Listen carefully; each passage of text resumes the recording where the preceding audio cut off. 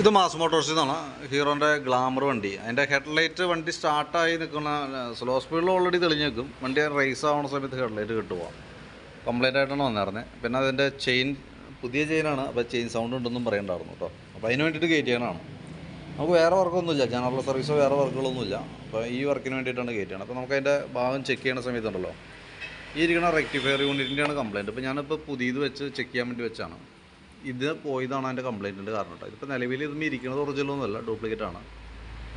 നമ്മളിപ്പോൾ company item വെച്ചിട്ട് നമ്മളിപ്പോൾ സെറ്റ് ചെയ്തു, ഓക്കെയാണ് കേട്ടോ. ഹെഡ്ലൈറ്റിൻ്റെ ഭാഗമൊക്കെ ഓക്കെയാണ്. കാരണം വെച്ചാൽ ഇതിനകത്തുനിന്ന് ഫംഗ്ഷൻ ഹെഡ്ലൈറ്റിലേക്ക് പോകുന്ന ഫംഗ്ഷൻ റൈസ് ആവുന്ന സമയത്ത് അതിൻ്റെ ഉള്ളിൽ കട്ടായി പോവുക. അതാണ് മെയിൻ റീസൺ കേട്ടോ. അപ്പോൾ അത് മാറ്റി പുതിയത് വെക്കുന്നുണ്ട്. ഏകദേശം 800 താഴെ നമുക്ക് അതിന് കോസ്റ്റ് വന്നുണ്ടായിട്ട് ഇതിന് കേട്ടോ. എനിക്ക് തോന്നുന്നത് ഇടയ്ക്ക് എപ്പോഴും മാറ്റിയിട്ടുണ്ട്, വലിയ വഴക്കൊന്നും തോന്നണില്ല കണ്ടിട്ട്. ഇടയ്ക്ക് എപ്പോഴും മാറ്റിയതായിട്ടാണ് കാണുന്നത്.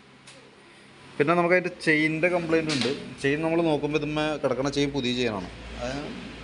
IFB എന്ന് പറയുന്ന കമ്പനിയുടെ ചെയിനാണ്. കമ്പനി ഇതല്ല, ഹീറോൻ്റെ ഒറിജിനലല്ല, വേറൊരു കമ്പനിയാണ് IFB എന്ന് പറയുന്നത്. ചെയിൻ കുഴപ്പമൊന്നുമില്ല, നല്ല ചെയിനാണ്, പ്രശ്നമുള്ള കേസല്ല. പക്ഷേ അതിനകത്ത് നമുക്ക് പ്രോബ്ലം എന്താ വെച്ചാൽ ചെയിൻ കറക്റ്റായിട്ട് നമ്മൾ ടൈപ്പ് ഇത് കാര്യമായിട്ടുള്ള ലൂസോ കാര്യങ്ങളൊന്നും ഉണ്ടായില്ല.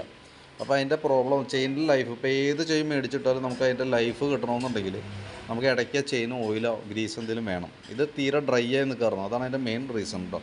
അപ്പോൾ ആ കണ്ടീഷനിലുള്ള ചെയിൻ അങ്ങനെ വരുമ്പോഴത്തേക്കും തേമാനം നോർമലായിട്ട് വരും, പെട്ടെന്ന് കംപ്ലയിൻറ്റിലേക്ക് പോകും. അപ്പോൾ ശ്രദ്ധിക്കേണ്ട കേസ് എന്ന് വെച്ചാൽ ഓരോ 1000 കിലോമീറ്റർ കൂടുമ്പോഴും നിർബന്ധമായിട്ടും ചെയിൻ ടൈറ്റ് ചെയ്യുക. ലൂസായിട്ട് ഡ്രൈ ആയി അടിക്കാൻ നോക്കിക്കരുത്, ഇടയ്ക്ക് ടൈറ്റ് ചെയ്ത് തോന്നും. ഇതിപ്പോൾ ലൂസൊന്നും ഉണ്ടായില്ല, ടൈറ്റൊക്കെ ആയിരുന്നു, പക്ഷേ ചെയിൻ ഡ്രൈ ആയിരുന്നു.